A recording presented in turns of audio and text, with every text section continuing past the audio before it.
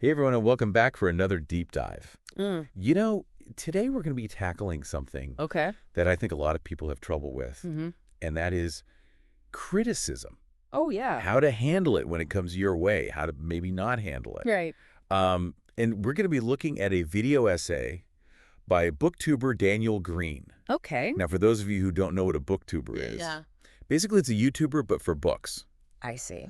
So he looks at a lot of criticisms of books. He reviews books himself. Gotcha. And he kind of analyzes the whole culture of book reviewing and criticism and publishing. Interesting. And so we're going to be dissecting one of his video essays today. Okay. And this one is where he is analyzing an author's very public and very controversial reaction to criticism. Okay. So by the end of this deep dive, we're going to have a better idea I hope so. of how not to handle criticism and maybe even some pointers on how to handle it gracefully. I think that's a great goal. So the situation we're looking at involves Sarah Dessen, who is a New York Times bestselling author, a huge name in young adult fiction. Mm-hmm. And this was a few years back. Okay. And it involved a college student named Nelson, who was quoted in a newspaper, just a local newspaper article, All right.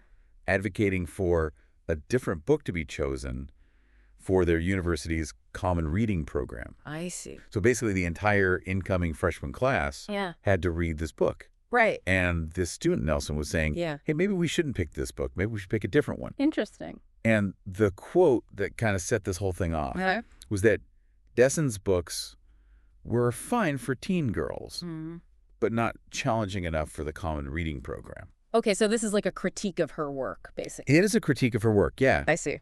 And so this became the catalyst for a lot of drama on the internet. Okay. Because Sarah Dessen saw this quote Mm-hmm. and then shared it publicly on her Twitter with Mm. Nelson's name initially redacted, but it didn't stay redacted for that long. Yeah, I can imagine that that's a recipe for disaster. Yes, and so it's understandable that Dessen might have felt hurt by this comment. Sure. Nobody wants to hear that their work isn't challenging enough. Of course. But the problem is that she has such a huge following online. Oh. She's a New York Times bestselling author. Right.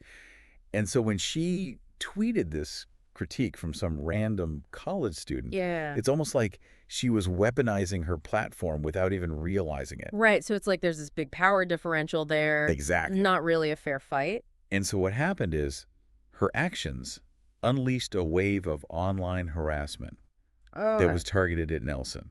Wow. And so it didn't even end there. Really? Other authors in the young adult genre started piling on, Oh, jeez. echoing Dessen's sentiments and further contributing to this online harassment. So it's like the mob mentality kind of kicked in. Yeah, it was a huge mob mentality situation. Wow. So they basically just like ganged up on this college student It was wild. for having an opinion. Just for sharing their opinion about this book. Oh, man. And so it really shows the dangers of this kind of groupthink. Right, especially online where things can escalate so quickly. Absolutely. And so you have this college student Yeah. who simply expressed an opinion about a book, and suddenly they're facing this digital firestorm. That's insane. And it gets even crazier because the university and even the reporter who wrote the original article What? ended up apologizing to Dessen. What, seriously? Yeah, So it's like they were afraid of the backlash, too.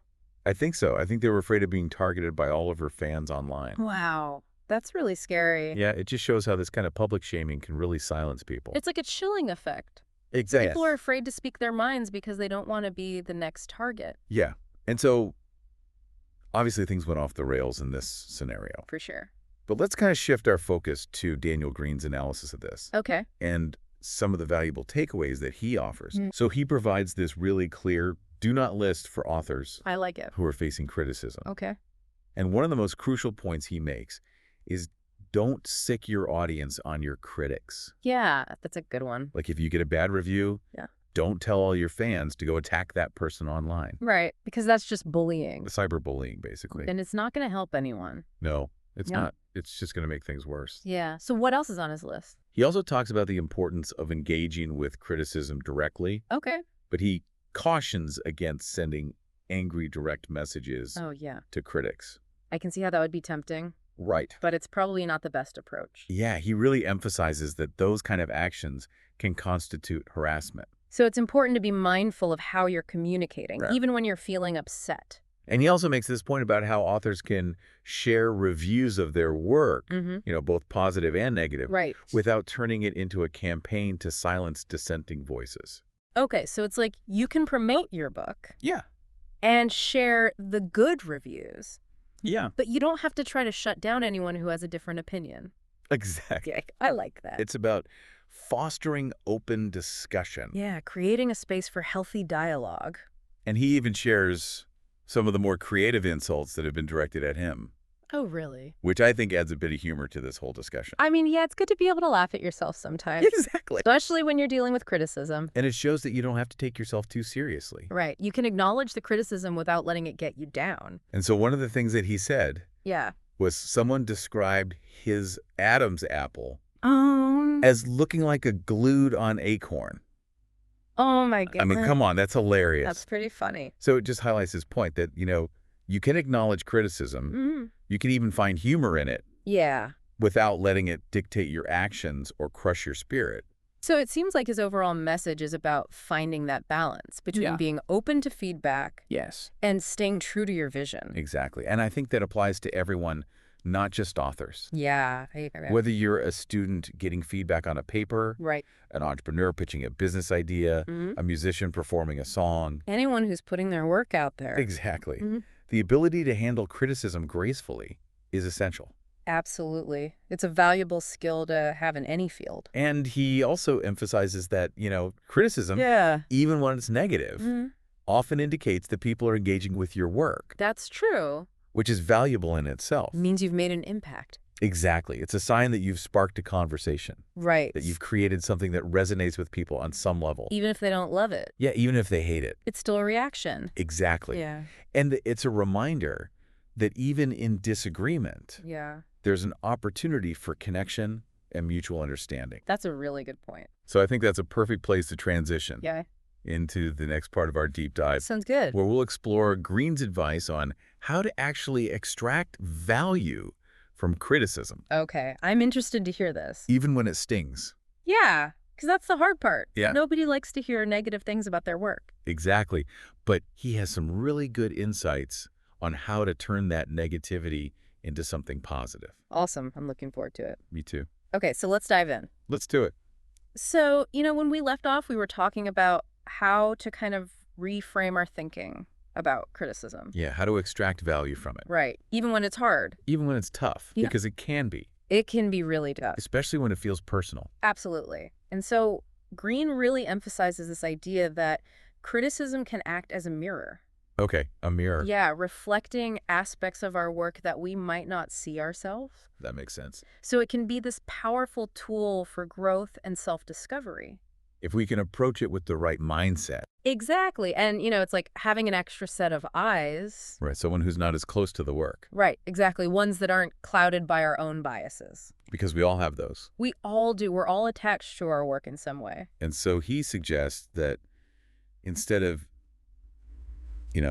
getting defensive Right. or dismissing negative feedback right away, Which is so tempting. it is so tempting Shut it out. that we should try to analyze it objectively, Okay. to really look at it and say, okay, Yeah. what is this person trying to tell me? Yeah, what can I learn from this? And he encourages us to ask ourselves some tough questions. Like what? Like, what specific points resonate with this critique? Okay. Are there recurring patterns in the feedback that I've been getting? Interesting. Because sometimes, one person might say something, Right. and you're like, whatever. Yeah, you can kind of brush it off.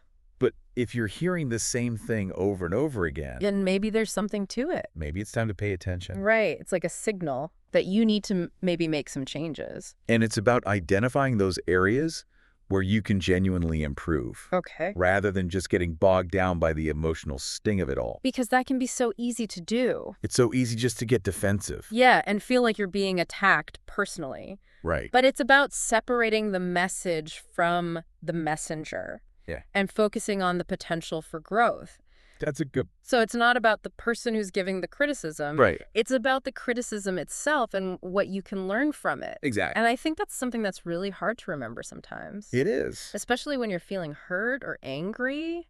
But not all criticism is created equal. That's true. Some of it is just noise. Right. mean-spirited rants or personal attacks disguised as feedback. Yeah, like just trolls, basically. So how do we filter out that unhelpful noise That's a good question. and focus on the valuable stuff? Yeah, how do you separate the wheat from the chaff? So Green offers some practical tips for this. Okay, I'm all ears. He suggests looking for criticism that provides specific examples Okay. and concrete suggestions for improvement. So not just like, this is bad, Right. but this is bad because of this. Exactly. And here's how you could make it better. He really emphasizes that constructive criticism shouldn't just point out flaws. Okay. It should also offer potential solutions or pathways for refinement. So it's like giving you a roadmap It is. for how to improve. Exactly. Instead of just leaving you stranded Right. with a bunch of problems. And so it's about being able to discern Yeah. between someone who's just trying to tear you down Right. and someone who genuinely wants to see you improve. Because those are two very different types of criticism, Yes, they are. and it's important to be able to tell them apart. And that can be tricky. It can be really tricky, especially online, Yeah. where anyone can hide behind a screen name Right. and say whatever they want. And just unleash negativity. Yeah. But when you find those nuggets of constructive criticism, they can be so valuable. It can be like gold, They really can. like little gems of wisdom. Yeah, and Green doesn't shy away from acknowledging Okay. that sometimes those negative reviews can be strangely entertaining. Oh, yeah. It's like, who doesn't enjoy a well-crafted zinger, Right. A clever takedown. even if it's directed at you? Yeah. Sometimes you just have to admire the skill. You do. It's like, wow, that was a good burn. It's like a morbid curiosity. It is. You just can't help but look. You're like, ouch, but also well played. And so, even when the criticism isn't particularly constructive Okay. or well-intentioned, Mm-hmm. Green suggests that there might still be value in considering it Okay. because it can challenge your assumptions, Right. make you think about your work in a new way. It can give you a fresh perspective. It can, and potentially even expose blind spots. Things that you might not have noticed otherwise. He emphasizes that the goal isn't to please everyone or to create something that is universally adored. Because that's impossible, It is, you can't please everyone. no matter how hard you try. And so it's about staying true to your vision Okay.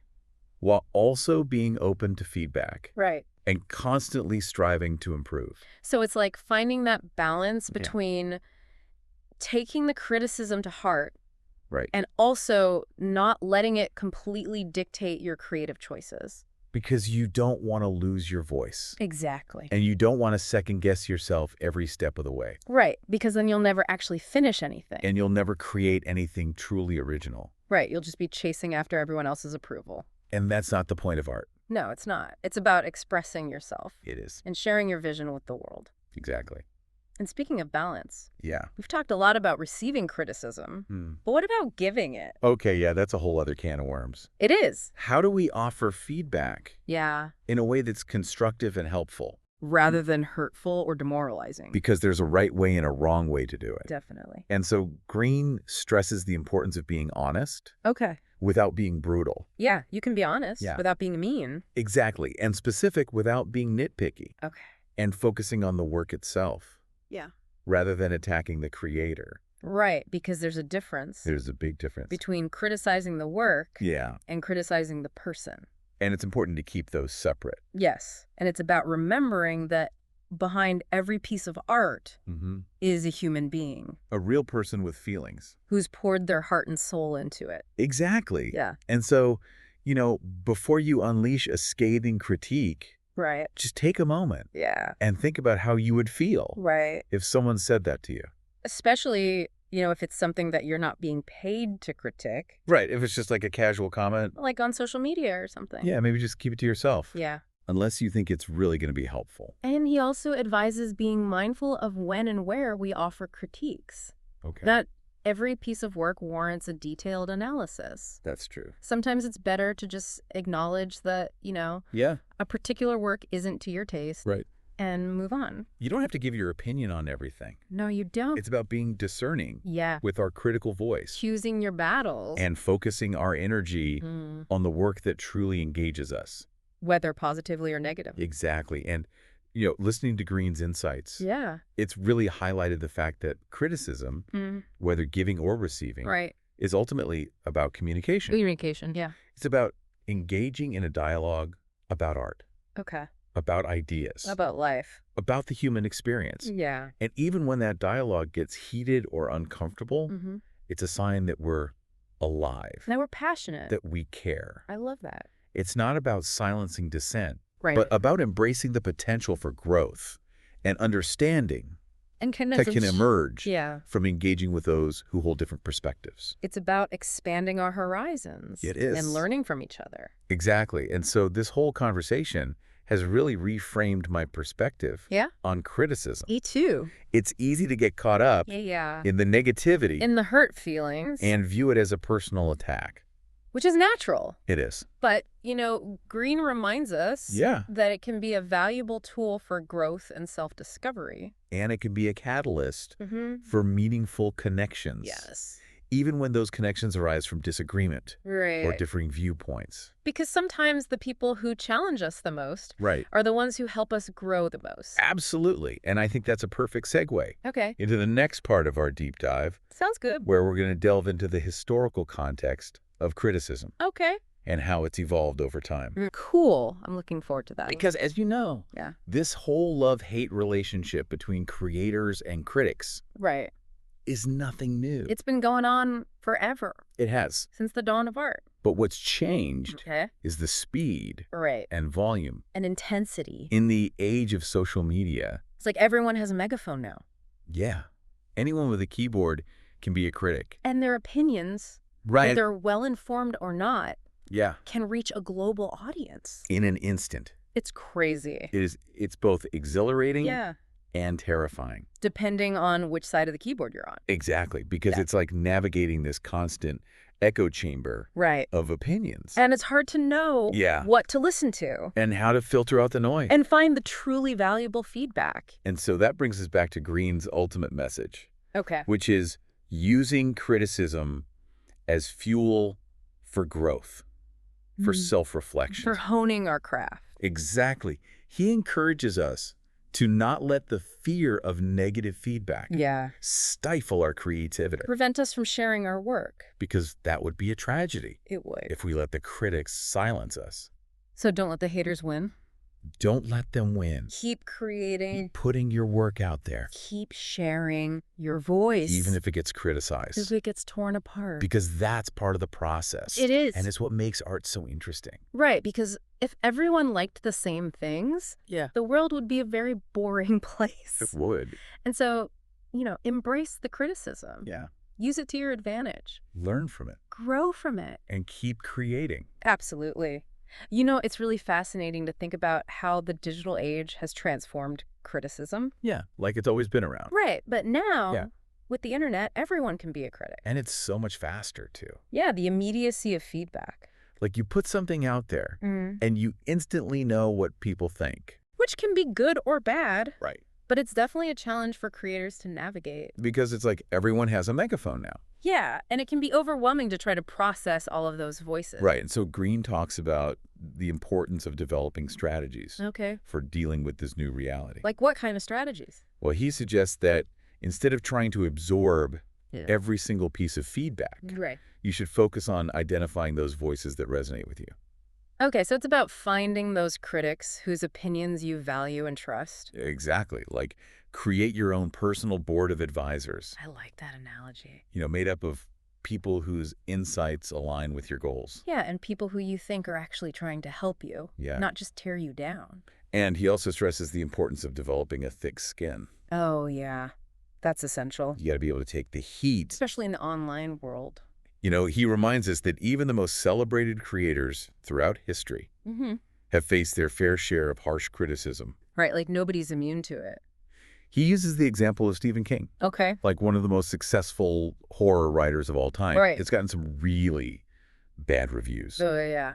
And Green's point is that if Stephen King had let those negative reviews dictate his choices, he might never have written some of his most iconic books. So it's about not letting the critics silence you. Exactly. Not letting them control your creative vision. So recognizing that criticism. Yeah. It's an inevitable part of the creative process. It comes with the territory. It does. And it doesn't necessarily reflect the quality of the work itself. Yeah, like you can have a great book that gets terrible reviews. And vice versa. And vice versa. You can have a terrible book that gets rave reviews. So how do we reframe our perspective on criticism? Yeah, that's the million-dollar question. Well, Green suggests that we view it not as a personal attack, Okay. but as an opportunity for growth and self-discovery. So it's like a learning experience. It is. Even when it's painful. Even when it's painful. So it's about detaching from the emotional sting. Yeah. And focusing on the valuable insights. Like mining for gold. Yeah. You got to sift through a lot of dirt. Right. To find those nuggets. But when you find them, they can be really valuable. They can transform your work. And he even suggests that we view criticism as a form of dialogue. Okay, a dialogue. Yeah, like a conversation. With your audience. Exactly, a way of engaging with them and understanding how your work is being received. So it's not just a one-way street. No, it's a back and forth. It's a collaboration. In a way. Yeah. And in that sense, criticism can be a really powerful tool for building community. Okay, building community. Yeah, connecting with people who share your passions. Even if they don't always agree with you. Exactly, because sometimes the most fruitful conversations come from disagreements. And I love that perspective. You too. It's not about silencing dissent. But about embracing the potential for growth and understanding and connection that can emerge from engaging with people who have different viewpoints. It's about expanding our horizons. Expanding our horizons. And, you know, ultimately, Green reminds us that the most important thing is to keep creating. To keep sharing our work with the world. Even in the face of criticism. Even when it's hard. Because the world needs your voice. The world needs your creativity. And so, you know, don't let the fear of criticism hold you back. Yeah, don't let it silence you. Have the courage to put yourself out there. Be vulnerable. Take risks. Knowing that not everyone will appreciate your efforts. But that the act of creation itself is inherently valuable. And I think that's a beautiful message to end on. Me too. So as we wrap up this deep dive into the world of criticism. It's been a journey. It has. But I think we've learned a lot. We have. And I hope our listeners have too. I hope so too.